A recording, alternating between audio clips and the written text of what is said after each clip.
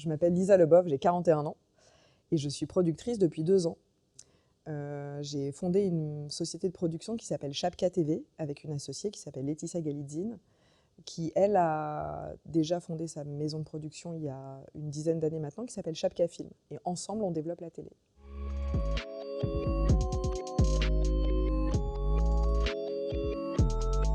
J'ai démarré de façon un peu étrange. En fait, j'étais en première année de fac à Dauphine, en éco-gestion. Je venais d'avoir mon bac et je ne savais pas trop quelles études faire. Et je ne m'étais jamais vraiment posé la question de qu'est-ce que je voulais faire plus tard quand je serais grande. Et je foire complètement ma première année d'études. Je me mets à sécher les cours, à ne pas y aller. Et mes parents me disent « Ok, tu peux arrêter ta première année à une seule condition, c'est que tu travailles avant de te réinscrire l'année suivante dans la filière que tu veux. » Et ma mère avait une boutique de collants Wolford, une marque autrichienne, à Neuilly. Et elle me dit « Viens m'aider à la boutique, comme ça tu fais pas rien de tes journées. » Et il se trouve que le seul jour où elle me laisse seule dans la boutique, entre une cliente d'une trentaine d'années, une jeune femme. Elle va dans la cabine d'essayage, ma mère revient et ma mère me dit « Bon alors, est-ce que tu as décidé où tu allais t'inscrire ?» Et je lui dis « Je ne sais pas où m'inscrire l'année prochaine. En fait, je crois que j'ai envie de travailler pour voir comment ça se passe dans le monde de l'entreprise avant de choisir la bonne filière d'études. » Et cette jeune femme sort de la cabine et dit à ma mère « Je ne vais pas prendre les collants, mais je vais prendre votre fille en stage. » Et elle me tend sa carte et elle s'appelle Ariane Toscan-Duplantier et elle est directrice de la com chez Gaumont. Et elle est adorable et elle m'accueille en stage en août 99, le 11 août 99 pour être précise, le jour de l'éclipse.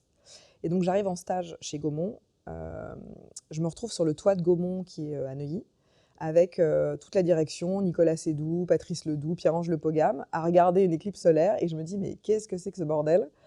Et je commence mon stage chez Gaumont. Et là, je ne suis pas passionnée de cinéma et j'atterris un peu dans ce milieu complètement par hasard.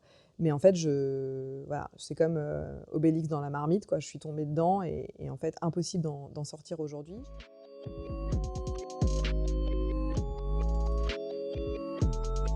Ça commence par la partie écriture et développement. Enfin, le développement, c'est essentiellement de l'écriture. Donc sur une série, c'est bien d'avoir un petit pool d'auteurs parce que c'est plus facile d'écrire une série à 4 ou 5 qu'à 2. C'est une étape qui peut durer plus ou moins longtemps, tout dépend de ce qu'on écrit, du nombre d'épisodes, de la durée des épisodes. Mais disons qu'une fois que le projet est pitché à une chaîne et que la chaîne a dit « on y va », vous signez une convention de développement avec la chaîne.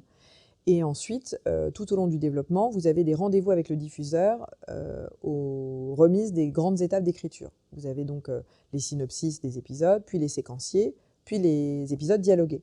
Et une fois qu'on a les textes, ou en tout cas quand on s'approche de la remise des scénarios dialogués, vous allez quand même avoir une étape importante qui est l'étape de casting, parce qu'une série, ce sont évidemment des personnages, et pour interpréter ces personnages, on passe en étape casting au moment du développement. Et une fois qu'on a le casting arrêté, on démarre la préparation. Donc là, c'est toute l'équipe technique qui va se joindre à la réalisatrice ou au réalisateur pour la fabrication et le tournage. Et donc là, ça va être les étapes de repérage des décors, d'essais coiffure, maquillage, costume pour les comédiens, de répétition. C'est là aussi où on peut reprendre un tout petit peu l'écriture parce que en fonction des décors trouvés, en fonction des premiers plans de travail émis et des disponibilités des comédiens, ça s'ajuste, donc c'est vraiment une étape préparatoire. Et ensuite, une fois que le plan de travail est arrêté, toute l'équipe technique est prête, on part en tournage. Pareil, ça dépend encore une fois du nombre d'épisodes et de la durée des épisodes. Disons qu'un épisode de 52 minutes se tourne entre 10 et 12 jours. Un épisode de 30 minutes, ça va plutôt être entre 5 et 6 jours. Vous tournez et ensuite, vous avez toute la partie de post-production.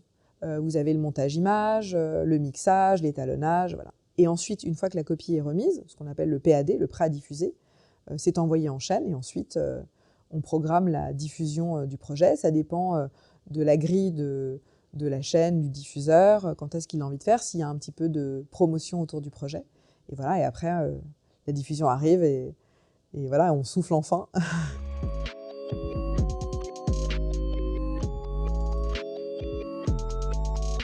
je ne pense pas que ce soit quelque chose qui aide au financement. Tout dépend vraiment du sujet traité et de la façon dont l'équipe d'auteurs et le réalisateur ou la réalisatrice envisagent la série. Mais c'est vrai que maintenant, d'avoir ce qu'on appelle des guests dans une série, c'est toujours drôle. Vous voyez, Gérard Depardieu dans Marseille, c'est un événement. La série 10% aussi, c'était voilà, dans la série 10%, tous les guests, vous avez cette bande d'agents et d'assistants d'agents qui sont quand même des super acteurs et qui sont déjà très connus, et quand vous avez les guests qui arrivent, et en plus on se joue vachement de la profession, donc c'est génial, ça donne un plus à la série, mais en tout cas, je ne pense pas que ça aide au financement.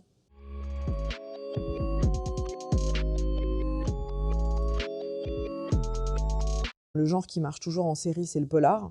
Donc le polar, c'est toujours efficace. Les histoires vraies, les séries inspirées de faits réels, ça marche toujours aussi.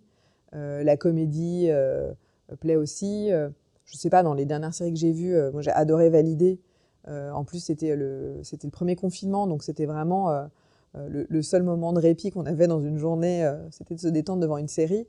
Bon, bah, Validé, voilà, une série sur le rap game. Bon, je ne suis pas forcément la cible, et en fait, les personnages sont tous tellement attachants qu'on est embarqué dans l'histoire.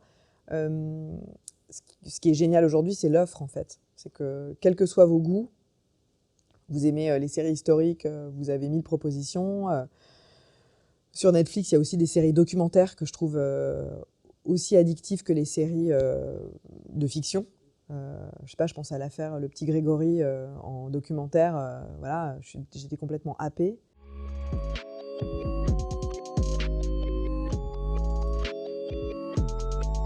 La première série sur laquelle on travaille, c'est une réalisatrice qui a eu l'idée, qui a commencé à développer le projet, et ensuite on a étoffé l'équipe d'auteurs parce qu'une série, ça ne s'écrit pas seul, donc plein d'auteurs sont venus l'accompagner pour développer le projet.